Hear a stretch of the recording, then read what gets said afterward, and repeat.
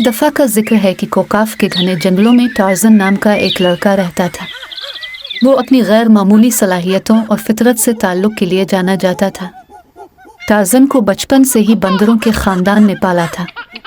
उन्होंने इसे जंगल में लावारिस पाया था और इसे अपने साथ रख लिया था। टार्ज़न वसी बियाबान में घूमते हुए, दरख्तों से झूलते हुए और जंगल की मखलूक के साथ आसानी से बातचीत करते हुए पला बड़ा। वो परिंदों के गानों की नकल कर सकता था, बंदरों की चीखों की नकल कर सकता था और यहाँ तक कि हवा और पानी की रूहों से बातचीत कर सकता था।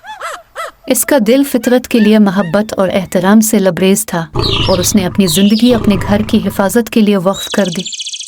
एक दिन जब टार्ज़न वादी कोकाफ के नामालूम इलाकों की तलाश कर रहा था, उसे एक पुरअसरार गार नजर आया। हुआ एक जादुई चमक के साथ भारी हो गई और टार्ज़न ने ऐसी मौजूदगी का एहसास पहले कभी नहीं पाया। जब वो एहतियात से अंदर दाखिल हुआ तो उसकी आंखें खौफ से फैल गई।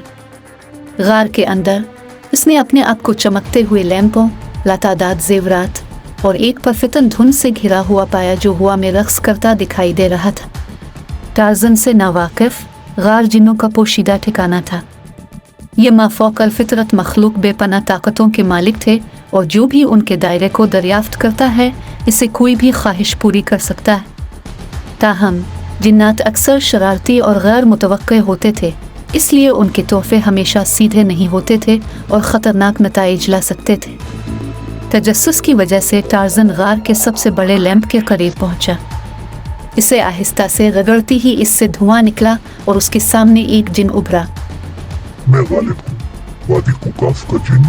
मैं तुम्हारी 3 ख्वाहिशात पूरी करने का पाबंद हूँ, नौजवान टार्ज़न। गालिब ने जोर से कहा।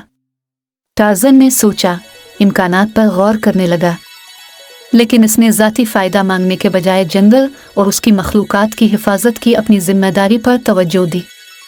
टार्ज़न ने ऐलान किया, मेरी पहली ख्वाहिश के लिए मैं चाहता हूँ कि कोकाफ के जंगल हमेशा के लिए नुकसान से महफूज रहे। फौरी तौर पर ज़मीन गिड़गिड़ा कर रह गई और एक हिफाजती ढाल ने पूरी वादी को ढांप लिया और इसे किसी भी खतरे से बचा लिया जो उसके रास्ते में आ सकता है।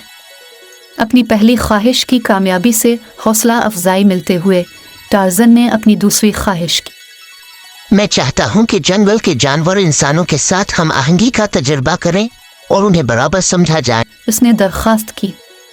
जिन ने इसकी ख्वाहिश पूरी कर दी और इसी लम्हे से कहकाफ के जानवरों और बाशिंदों ने एक दूसरे का एहतराम करते हुए एक पायदार और हम आहंगी का माहौल पैदा करने में एक दूसरे की मदद करने के साथ साथ काम करना शुरू किया। जैसे ही टार्ज़न ने अपनी आखिरी ख्वाहिश पर गौर किया, वो इसके साथ आने वाली बहुत बड़ी जिम्मेदारी को समझ गया। पुरज़्मा आवाज़ के साथ उसने कहा, मैं जंगल में अपने वक्त से हासिल करदा इल्म और समझ को बाकी दुनिया के साथ बांटना चाहता हूँ। मैं चाहता हूँ कि हर कोई हमारी कुदरती दुनिया की तारीफ करे और उसकी हिफाजत करे।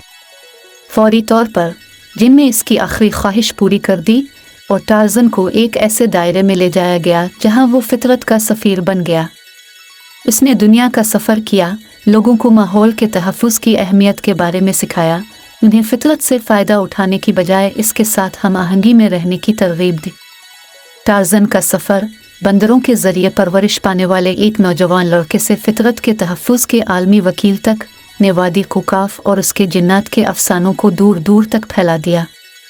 वादी एक मुक़द्दस जगह बन गई जो जंगल की रूह से महफूज थी और उसकी कहानी जानने वाले सभी लोगों के लिए इसकी कदर की जाती थी। और यूं टार्ज़न और जिन्नों की वादी कहकाफ खुद अफसानवी बन गए जो इंसानियत को फितरत के साथ हम आहंगी में रहने के जादू और अहमियत की याद दिलाते हैं।